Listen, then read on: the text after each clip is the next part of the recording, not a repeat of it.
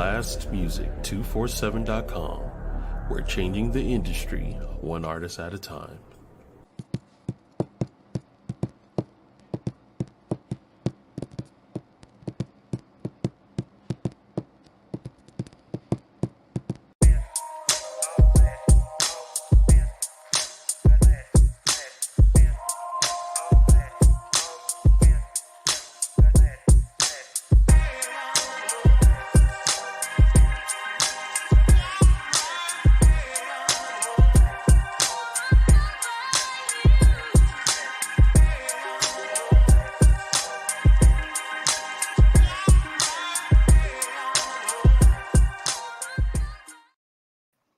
Hey, it's your girl Malika K. Courtney. I'm hopping back in for literally just a couple of minutes because we hit that 2-hour mark way before I was ready. And I missed a couple of things, so I just wanted to take time to make sure that you guys got what you need. Yes, it was a bomb conversation at the same time. I am here to do what I'm here to do. And I want to make sure that you guys kind of get the full feel of the conversation. Also to say thank you to my guests because I didn't get to thank them publicly really. So Sunshine Cromwell of Shine Vibrations, find her on Blast Music 247. Scott Harrell of Harrell Consulting Group, find him, I believe, harrellconsultinggroup.com. And Russ Livingston, Dr. Russ Livingston at that. You can catch up with him through Clubhouse and his medias. And Mahogany Soul, Edwina Simmons. So you can catch up with her too, passionate poet. Performs in person and virtually. Catch her on Clubhouse app and through her media. So definitely do connect with the guests because they are all worth knowing. You can see their hearts, beautiful, beautiful people. And for those people who needed a sign, I'm about to give you a sign. We were talking about it earlier. There you go. There go your sign. Did we put it up close enough? Gotta do it like that. And it links in and out as I do, I guess. But that's the point. Oh, there you go. I had to do a sit back on it. What? There you go. You need a sign? That's your sign. Okay, vote. So beyond that, we were having a conversation about I didn't even say thank you. So thank you to Blast Music 247 for having me as family. I'm very grateful. Sunshine Cromwell, who introduced me to the family. And then normally I have a guy in the chair, and that's Troy. So I appreciate Troy, even though he's not here right now. But he handles my handles. And I'm always grateful for where I am and the opportunities I have. So we're about to rapid fire this, and I'm getting out of here because I have already had my conversation for the night. But I really did want to make sure we had this conversation and that you walked away with some questions that you can really kind of dig in and ask yourself, poet or not. Defining the problem. So the problem, the epidemic and possibly endemic state of inequality and injustice in America. I love the questions that were asked. Quick recap, like I love to think on how we can really figure out how to communicate with one another, communicate what we're thinking, communicate what we're feeling, and share our experiences honestly and in a way that can be heard and not spoken to deaf ears or deaf and hardened indifferent hearts. So this is that passionate call for humanity and empathy for one another. Okay. So we highlighted the disparities in wealth, education, healthcare, and the criminal justice system that disproportionately affects certain communities and not all. Okay, so it's not an imagined issue. This issue is real, and it's even evident in the financial gaps or in the demographic of incarcerated populations. So that there's no pretending here. If you are someone who is seeking truth and seeking to be honest and seeking to grow, gotta acknowledge the issue and face it. And I'm not saying attack. I am saying be honest. Get honest and open and ready for these conversations to come and how you will respond. Because these conversations they're here, they're all around. We can engage safely. Okay, great. Have you taken time to understand the link between justice and peace? If you have not taken time to really think that out, I would love for you to really think, how do you call someone to peace when there is no justice? How does that work? Can that work? And I'm going to say out loud, the answer is no. It cannot work, even if it is perceived peace. When you are treating people like they are at war and denying basic human rights and kindnesses and realities, then you cannot honestly expect your complete experience in this body to be peaceful. It's unrealistic.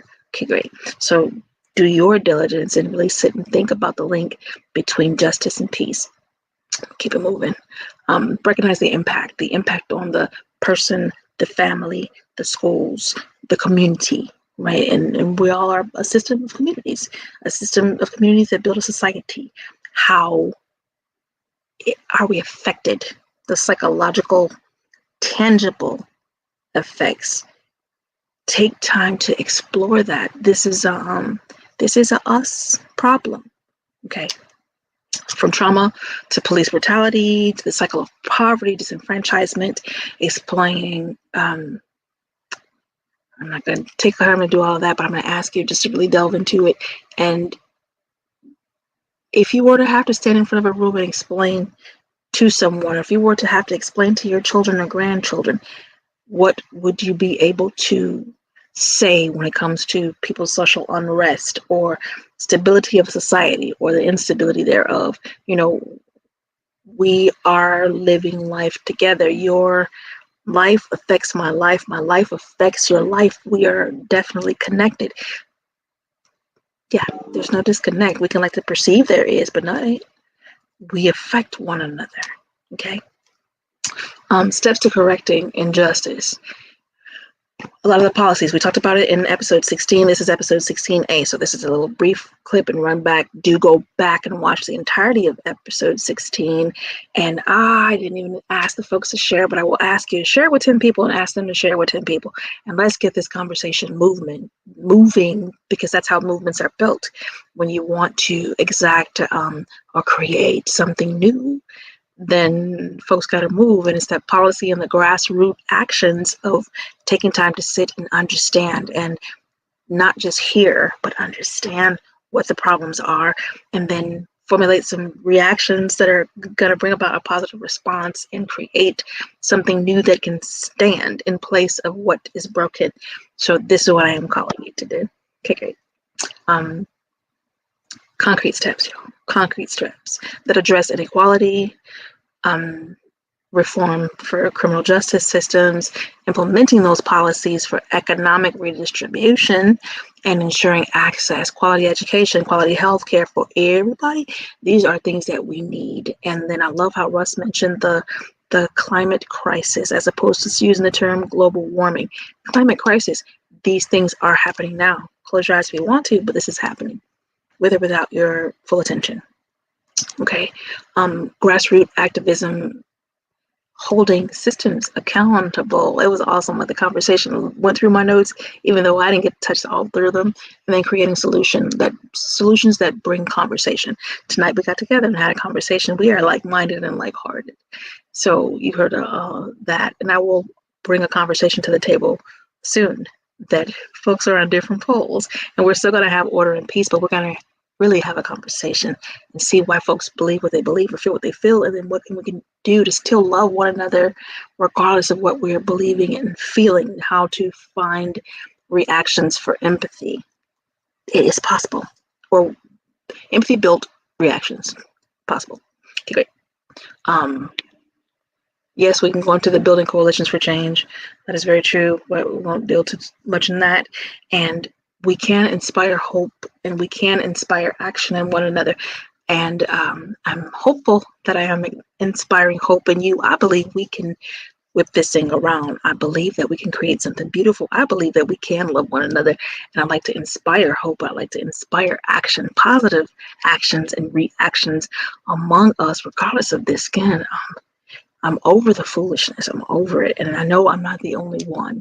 So if you're feeling over it too, spark some conversations respectfully. Okay? Those questions that I said I want to share. Number one, how can poetry serve as a tool for highlighting and combating social injustice? 2, in what ways can poets collaborate with activists to amplify their messages and reach a broader audience? And I say just do it. Get with these activists who are truly active and not just talkative, and begin to share in poetic spaces, or in a poetic way in these spaces, so that these messages are getting out. Because it's easier to receive the arts for some reason. Use the tools we have. 3, what role does language play in shaping or understanding of justice and peace. So important. What role does language play in shaping our understanding of injustice and peace? That's 3. 4, how can poetic expression contribute to healing and reconciliation in divided communities? So that's just the fastest recap on the planet. And answer those questions. Feel free to drop those answers in the comments. Engage, engage, engage. Like, share, follow. Blast Music 247. Yep. And Blast Radio. There's 2 of them. And then also like, share, comment on Malika K. Courtney, which is my personal page, because I'm going to be following over there, and I will be sharing some content over there that won't be on Blast Music 247. So let's connect. If you are an activist, you like to talk, if you are someone who cares about these things and you like to be on the podcast, connect with me. Let's have a conversation. You can hop off in my Facebook Messenger, Instagram Messenger messages. I'm there, also on LinkedIn. We can connect media-wise. If you know someone who really knows me and has my number, get that, if we can talk. So I love word of mouth and referrals. If you know you need a coach, if you need someone to come love you back to life, here I am. I volunteer as tribute, but you're paying me. Yes, I am a professionally trained and certified Intuit coach, and I work with many spiritual disciplines. So let's have that conversation and get what you need to restore. I love how Russ put it. I believe the revolution is built on understanding self-love. So let's get that down to a science, because when we love in ourselves, we can love others. Ain't that the goal? You know what I mean? I would love for the children to have that type of society that understands loving self, and not loving self in a selfish way, but loving self fully in a healed and whole way. Okay. Did mention the book Cast by Isabel Wilkerson. I recommend that. I'm trying to think of what else we mentioned that we want to make sure is highlighted. So either how, wake up, do open your eyes, do participate in life, and don't be afraid to say the things that need to be said respectfully. Y'all, poet or not, pen and paper is a powerful thing. Use it. Grab your computer, grab your phone, and write out those emotions. Do not let bitterness and anger and hatred or reactions from being treated unjustly rest in your body and in your chest, because sickness comes soon thereafter. The business begins in the body, whether it is your mental business, your spiritual business, your physical work business. The business begins in your body first. So take care of your temple. That is a must. And part of your temple is spiritual. And it has to do with how you clean with love. Come on, let me teach you how to clean your spirit and your environment. Come on over here and let me walk with you and journey life and help you over them hurdles of hurt. Get beyond that trauma. I do have a couple of books that you might want to read. Connect with me for those. Okay, the latter, How to Escape Domestic Violence and Trauma. Also, a fun book that I just finished on the 14th last month. Last month. And it's called I'm Telling. It's poems and stories to help ease the lonely mind. Stop doing life lonely. It is not necessary. Okay. So with that, go ahead and let's connect. I'm going to play the outro like I was supposed to before I closed earlier. I looked up and saw that 2-hour mark. I was like, oh, I'm in trouble. Okay, great. But I do appreciate you listening. And I will see you back here on Tuesdays at 8 p.m. Eastern Standard Time. And let's be on time. I do my best to start on time. We may be a minute or so, sometimes over. And when I have guests, we go a little bit longer. So normally the podcasts are 1 hour.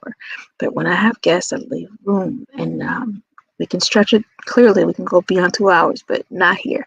So on that note, it has been a pleasure talking to you. Thank you for listening and participating. And I'm going to hit this mystical, magical outro. Malika K. Courtney, and we'll speak soon.